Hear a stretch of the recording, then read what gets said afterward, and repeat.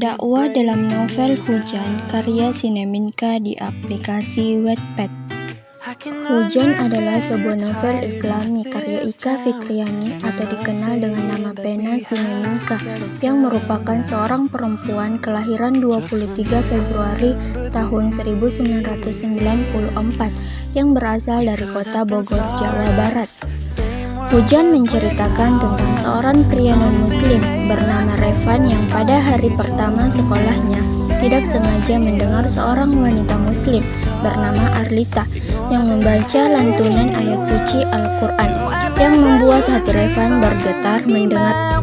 Setelah itu, Revan mulai tertarik dan ingin dekat dengannya. Ia banyak belajar tentang agama Islam semasa berteman dengan Arlita. Setelah beberapa kali mengikuti pengajaran agama, hati Revan pun tergerak untuk menjadi muslim. Namun, Revan ragu bahwa ingin mu'alaf karena Arlita bukan murni karena Allah. Chandra, seorang teman pengajarannya yang mengetahui keraguannya pun menasihati Revan bahwa keraguan bisa datang dari setan.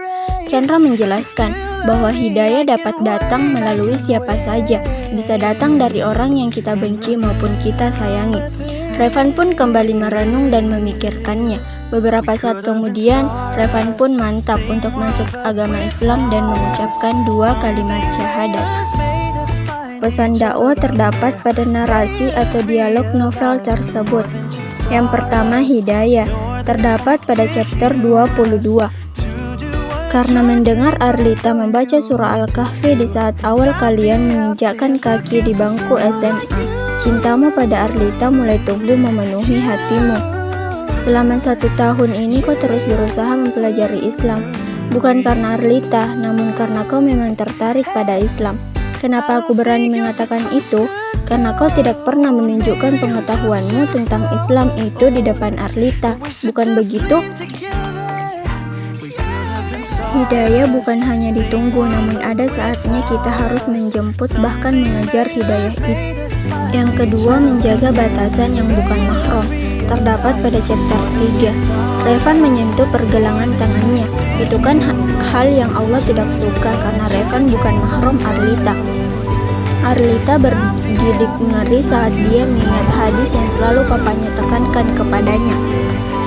Sungguh, jika kepala seorang laki-laki ditusuk baginya dengan jarum dari besi, lebih baik baginya daripada dia menyentuh seorang perempuan yang tidak halal baginya. Yang ketiga, hukum menutup aurat, terdapat pada chapter 15. Kenapa kalian gak pakai kerudung kayak Arlita? Mendengar itu, sontak Arlita mengangkat kepalanya. Sekilas dia menatap ke arah Revan.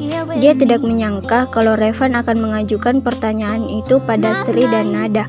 Belum siap, Van, jawab Nada sambil cengesan. Belum siap, mata Revan menyipit, menatap Nada dan Sri dengan tatapan bingung. Setahu gue, hukum pakai kerudung itu wajib bagi seorang muslim yang sudah balik. Kalian berdua sudah balik kan? Apa masih bocah? Yang terakhir, sabar, terdapat pada chapter 27. Percayalah, Van, Allah tidak akan membebani hambanya melainkan sesuai dengan kesanggupannya, ucap Rio seraya memeluk Revan dengan sangat erat.